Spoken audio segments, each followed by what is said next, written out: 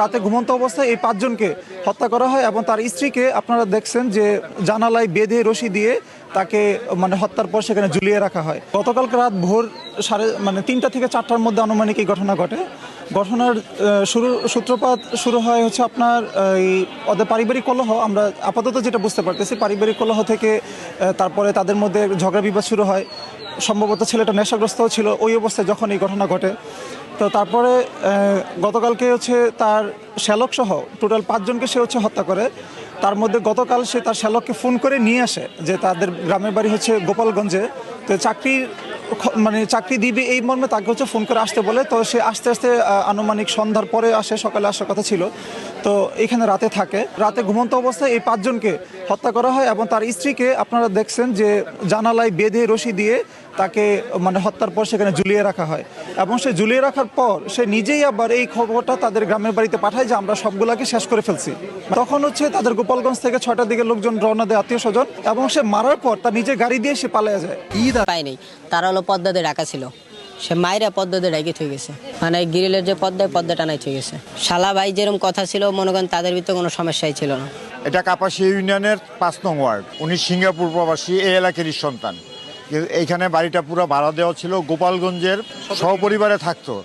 এই ভাড়া থাকার মধ্যে আমরা যতটুকু শুনতে পেরেছি যে স্বামী, তার স্ত্রী এবং তার সন্তান তার শ্যালকদেরকে হত্যা করেছে, সে নিজেই নাকি স্বীকৃতি দিয়েছে। কিন্তু আমার ধারণা এরকম একটা হত্যাকাণ্ড কারো একার পক্ষে সম্ভব না। যারা প্রকৃত দোষী তাদের সর্বোচ্চ শাস্তি, মৃত্যুদণ্ড আমরা আশা করছি। খুব সকালে আমরা ৮টার দিকে আসি তখন মানুষ এরকম ছিল না, অল্প ছিল।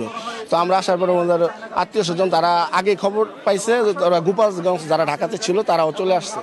তো আমরা আসার পরে শুনলাম যে ওই ফুরকান যে ব্যক্তি হত্যা করছে আর কি, এই বাড়ির ভাড়াটিয়া, তো সে তার স্ত্রী এবং তার 3টা বাচ্চা, ও একটা মেয়ে 14 বছরের, একটা 10 বছর, একটা 2 বছরের বাচ্চা, 3টা বাচ্চা, এবং তার শালকরা সে চাকরির কথা বলে ওই গাজীপুর থেকে নিয়ে আসছে আইসা। তারপরে সে রাত্রে ওই তাদেরকে এরকম হত্যা করছে। আমাদের কাপাসিয়ার ভিতরে এরকম ঘটনা আমরা কখনো দেখি নাই, বা আমাদের রাউত কোনো এরকম ঘটনা কখনো হয় নাই। কি অপরাধ করছিল বাচ্চারা? অপরাধ করছে মায়, করছে বাপে, কিন্তু বাচ্চারা কি অপরাধ করলো? আমরা বিচার চাই। আমরা এই লাশ নেওয়ার আগে, বার করার আগে আমরা বিচার চাই। আমরা যখন জানতে পারি তারপরে এসে দেখি যে তার স্ত্রী এবং 3 সন্তানের মরদেহ পড়ে রয়েছে, ক্ষতবিক্ষত মরদেহ পড়ে রয়েছে। সাথে আরেকটি লাশ আমরা দেখেছি, সেটি হচ্ছে ফোরকানের শ্যালক বলে আমরা জানতে পেরেছি। তো অর্থাৎ মোট 5 জনের মরদেহ আমরা পেয়েছি। ঘটনার পর থেকেই ফোরকান যেহেতু পলাতক রয়েছে, সেহেতু আমরা ধারণা করছি যে ফোরকানই এই ঘটনা ঘটিয়ে এখান থেকে পালিয়ে গিয়েছে। এবং আমরা যতটুকু জানতে পেরেছি তাদের মধ্যে অর্থাৎ স্ত্রী এবং স্ত্রীর যে পরিবার, অর্থাৎ শ্বশুরবাড়ির সাথে তাদের একটা পারিবারিক দ্বন্দ্ব বিদ্যমান ছিল, এবং যেটা নিয়ে তারা বিভিন্ন জায়গায় বিভিন্ন থানায় মামলা মোকদ্দমা করেছে বলেও আমরা প্রাথমিকভাবে জানতে পেরেছি। তো সেই সমস্ত পারিবারিক দ্বন্দ্বের কারণেই, কলহের কারণেই এই আজকের ঘটনাটি ঘটে থাকতে পারে বলে আমরা ধারণা করছি। আমরা সবাই কাজ করছি এবং চলমান রয়েছে তদন্ত। প্রাথমিকভাবে একজন পলাতক রয়েছে, সেজন্যই আমরা ধারণা করছি যে সে এই ঘটনাটি ঘটে থাকতে পারে।